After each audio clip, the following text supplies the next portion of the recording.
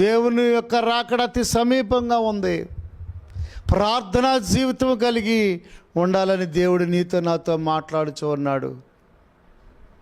ప్రార్థనా జీవితం కలిగి ఉన్నావా సహోదరుడా, సహోదరి? ప్రార్థించు, ప్రార్థించు, ప్రార్థించు. యేసు ప్రభువారు గెత్సేమనే తోటలో ఆయన రోదన చేస్తూ అంగలార్చి ప్రార్థన చేస్తూ ఉన్నప్పుడు ఆయన చెమట రక్త బిందువుగా మారి నేల మీద పడినట్లుగా మనం చూస్తున్నాం. ఎంత వేదనతో ప్రార్థన చేశాడు, ఎంత దుఃఖముతో ప్రార్థన చేశాడు, ఎంత కన్నీరు కార్చాడు. తండ్రి, నీ చిత్తమైతే ఈ గిన్నె నా యొద్ద నుండి తొలగించండి అని ప్రార్థన చేసినాడు కదా.